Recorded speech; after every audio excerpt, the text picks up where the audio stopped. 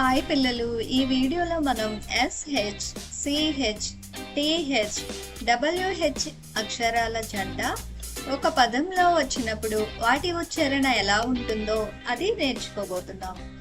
Words with SH. పిల్లలు, S యొక్క శబ్దం స, H యొక్క శబ్దం హ. అయితే SH జంట యొక్క శబ్దం స హ కాకుండా ష అవుతుంది.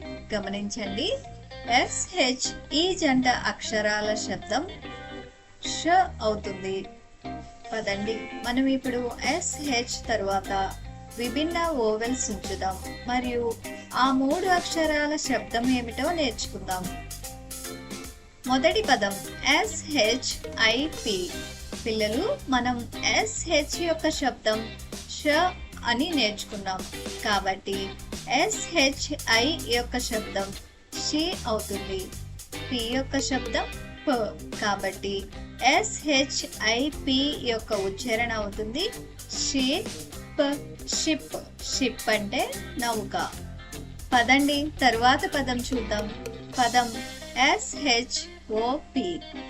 SH యొక్క శబ్దం ష, SHO యొక్క శబ్దం షా, P యొక్క శబ్దం ప కాబట్టి SHOP యొక్క ఉచ్చారణ అవుతుంది షాప్.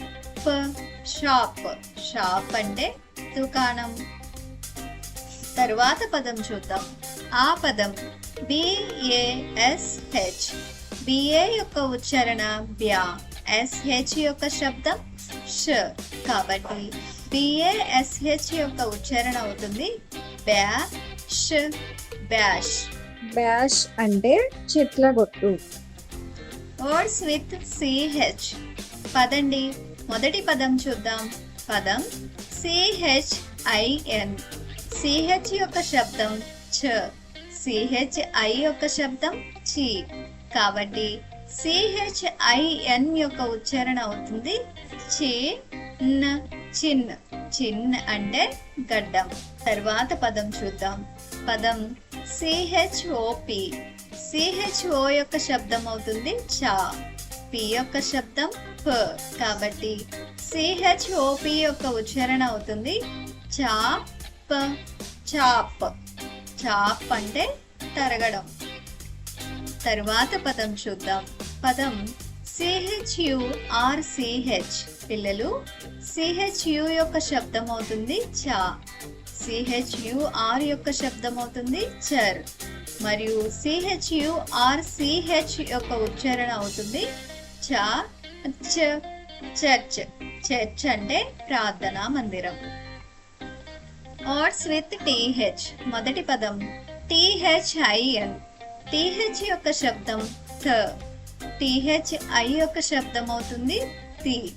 దానికి మనం N కలుపుతాం. N యొక్క శబ్దం న కాబట్టి THIN యొక్క ఉచ్చారణ అవుతుంది తి న్. తిన్. తిన్ అంటే సన్నగా. తరువాత పదం చూద్దాం. పదం THINK. పిల్లలు, TH యొక్క శబ్దం థ, THI యొక్క శబ్దం తి. THINK యొక్క ఉచ్చారణ అవుతుంది తిన్ క. థింక్. థింక్ అంటే ఆలోచించడం. తరువాత పదం చూద్దాం. పదం THORN. TH యొక్క శబ్దం థ, THO యొక్క శబ్దం తా, THOR యొక్క శబ్దం తార్. THORN యొక్క ఉచ్చారణ అవుతుంది తార్ న. తార్న్. తార్న్ అంటే ముళ్ళు. Words with WH. మొదటి పదం WHEEL. WE యొక్క శబ్దం మనం నేర్చుకున్నాం. ఆ శబ్దం ఈ. WH యొక్క శబ్దం వహా కాకుండా వ్ అవుతుంది కాబట్టి WHEEL యొక్క ఉచ్చారణ అవుతుంది వీల్. వీల్. వీల్ అనగా చక్రం. తరువాత పదం చూద్దాం. పదం WHEN.